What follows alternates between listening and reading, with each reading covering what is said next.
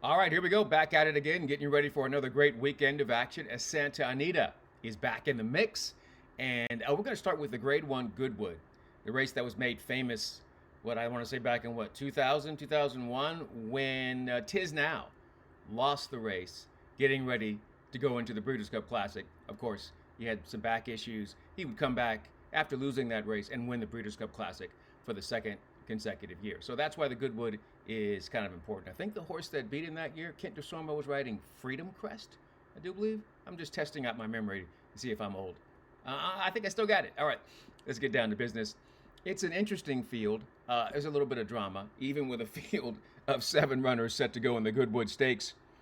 Saturday at Santa Anita, mile and an eighth, race number 9. Okay, so there are 7 runners in here, and as I analyze this race, there are certain horses I just don't mess with sometimes. Like, there are certain races where I look at the horses, I'm like, yeah, I know you're going to get bet, but you don't figure to me. Now, I did that last week, and I was completely wrong about Baeza. He beat a bunch of other busters, but he won a Grade 1 race, so you have to respect that, I guess. Anyway, we've got horse to the inside, he's gaming. That's the horse that I just don't think is going to figure in here. There, I don't know what that horse wants to do. We've seen a lot of him, and I don't think he figures in here. An Ultimate Gamble ran third in the Pacific Classic at a monster price. I don't know how he ran third in that race. He was just running around in a circle. So let's take a look at what we think really matters. Pace scenario. Privman is the horse that's going to be stretching out to the furthest distance of the career, has exceptional early speed, and I'm pretty sure that the instructions are to break for the lead. Full Serrano is another horse that wants to be on the front end, tried to steal away in the Pacific Classic last year. Couldn't quite seal the deal, but came back after that. Was very impressive, winning the Breeders' Cup Dirt Mile, and then came back after that to kind of win this optional claiming event to get back into the things here this season. So Full Serrano and Privman, I think, are the speed horses, and I think they'll be in contention early on. Now, the mystery horse for me is the 5 Nevada Beach. This is a horse that is kind of getting better. He's the improving now horse. And I like the fact that the horse is very rateable.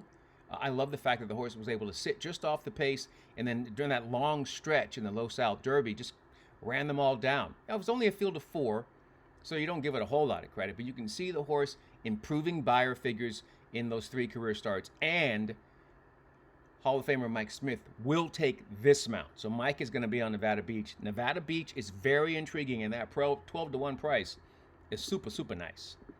And then you've got the wild card, so to speak, in terms of what are you going to do with this horse. First Mission.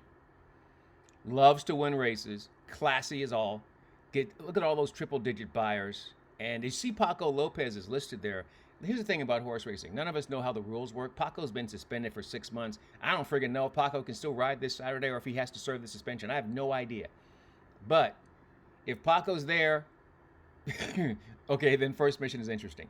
Even if Paco's not there, First Mission at 8-5 is the favorite and the one to beat. Third off the layoff, should have excellent conditioning and stamina, ready to go, and doesn't really need tremendous pace to run at, but they will get a target to run at in this race, and that's what makes the runner very intriguing.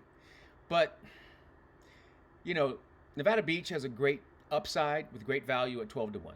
Gaming to the inside is probably going to be forwardly placed and going to kind of get mixed up in the duel there with Privman and Full Serrano.